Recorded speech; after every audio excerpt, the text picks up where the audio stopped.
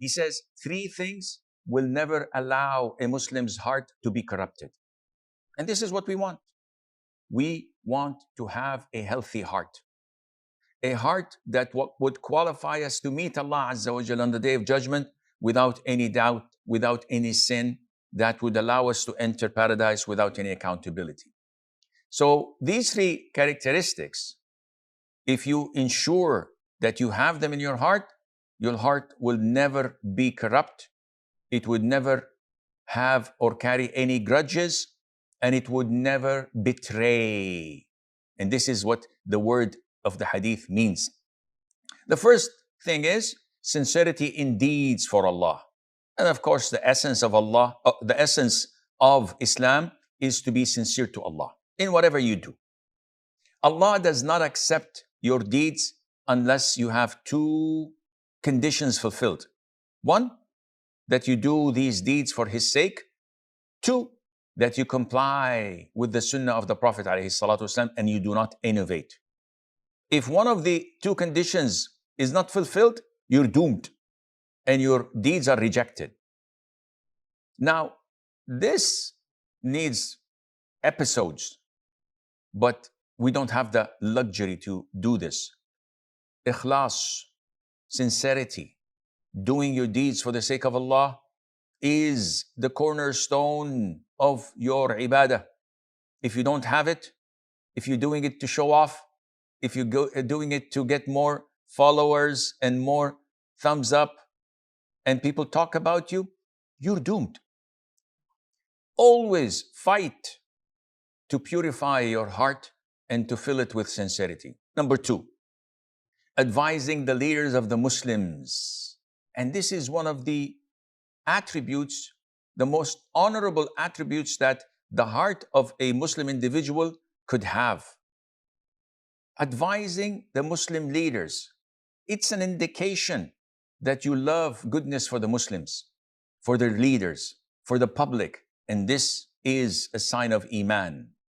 Tamim al-Dari, may Allah be pleased with him, said, the Prophet ﷺ said, the Deen, the religion, is nasiha, is advice or sincerity. It can mean both meanings.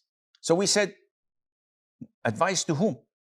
So the Prophet said, ﷺ, to Allah, meaning you have to be sincere to Allah, to His book, to His messenger, and to the leaders of the Muslims and their common folk. So you advise them and be sincere to them. And Ibn al-Athir, may Allah have mercy on his soul, says, advice. It is a phrase that you can describe so many things with, but essentially it is wanting goodness to the one you're giving advice to. And there's no single word that can fit this huge meaning. When you advise someone, why do you do this? Very simple. I want goodness to come his way. And this is why we should always be careful. When someone gives us an advice, not to take it offensively and not to be offended by it. Don't think that he's attacking you. He wants goodness for you. His intention is between him and Allah. Take what is good and leave what is bad. Ibn al-Qayyim says, when you have advice, you cannot have grudges, corruption, and betrayal, because it's totally opposite of these three.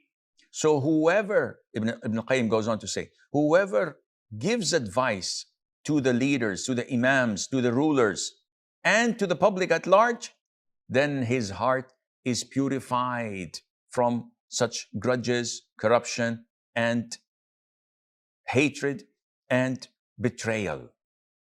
Then the Prophet says, alayhi salatu wasalam, thirdly, and staying with their congregation, with the jama'ah, with the community, with the ummah. And Ibn al-Qayyim says, this is a clear sign that your heart has no evil, no corruption, no hatred and no grudges. When you are with the congregation and refusing to be rebellious or to abandon them. Because when you are with the congregation and you give them advice and you love them and you love goodness for them, then you love goodness for yourself. And that would mean that your heart is purified. Ibn al-Qayyim says, this is totally different to those who take sides and leave the congregation and the jama'ah. Totally different for those who poke Ahlul Sunnati wal Jama'ah and look down upon them, resent them, criticize them, like the Rafidah does, like the Khawarij, like the Mu'tazilah. All of these, they have their hearts filled with hatred, feelings of vengeance, betrayal. That's why you find the Rafidah the furthest from all people from sincerity, and the most corrupt against the Muslim rulers and the Ummah at large, and the furthest from the Jama'ah of the Muslims. This is the testimony of the Prophet ﷺ. This is the testimony of the Ummah. And this is what they testify against themselves.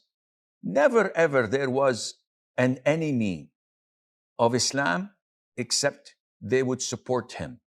And they would stand shoulder to shoulder with him. They would give him advice against the Ummah.